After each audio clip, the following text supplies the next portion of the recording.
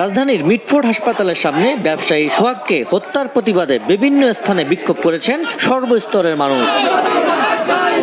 শুক্রবার রাত 10টার দিকে ঢাকা বিশ্ববিদ্যালয়ের টিএসসি থেকে বিক্ষোভ মিছিল বের করে ঢাবি ছাত্র দলের নেতাকর্মীরা। বিভিন্ন সড়ক প্রদক্ষিণ করে রোকেয়া হল সংলগ্ন যাত্রী ছাউনির পাশে এসে শেষ হয় মিছিল। সোহাগ হত্যাকাণ্ডে জড়িতদের বিচার নিশ্চিতের দাবি জানান নেতাকর্মীরা।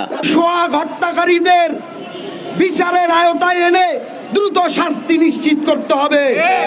তা না হলে বাংলাদেশ জাতীয়তাবাদী ছাত্র দল এর চেয়ে আরো কঠোর থেকে কঠোরতম কর্মসূচি প্রণয়ন করে কিভাবে সোহাগ হত্যার বিচার আদায় করে নিতে হয় সেই দাবিতে সোচ্চার থাকবে।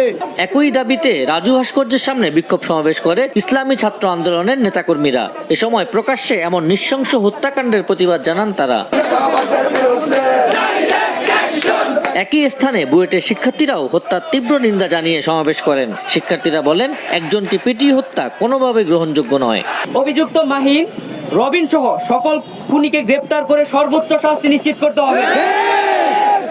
সমগ্র বাংলাদেশে চাঁদাবাজি ও নিয়োগ বাণিজ্যের বিরুদ্ধে কঠোর ব্যবস্থা গ্রহণ করতে হবে। রাজনৈতিক পরিচয়ের অপব্যবহার করে অপরাধীদের রক্ষা করার সংস্কৃতি থেকে আমাদের বেরিয়ে আসতে হবে। শুক্রবার রাতে জাহাঙ্গীরনগর বিশ্ববিদ্যালয়ের বটতলা এলাকা থেকে সন্ত্রাস বিরোধী ঐক্য ব্যানারে মিছিল বের করা হয়। হত্যাকাণ্ডের দ্রুত বিচার দাবি করেন শিক্ষার্থীরা। হত্যাকাণ্ডের প্রতিবাদ জানিয়েছেন চট্টগ্রাম বিশ্ববিদ্যালয়ের শিক্ষার্থীরাও। ক্যাম্পাসের 0 পয়েন্টে প্রতিবাদী জমায়েত করে বিভিন্ন হল প্রদক্ষিণ করে তারা। বিক্ষোভে উত্তাল ছিল রাজশাহী বিশ্ববিদ্যালয়ও। দলমত নির্বিশেষে জড়িতদের বিচার দাবি করেন বিক্ষোভকারীরা।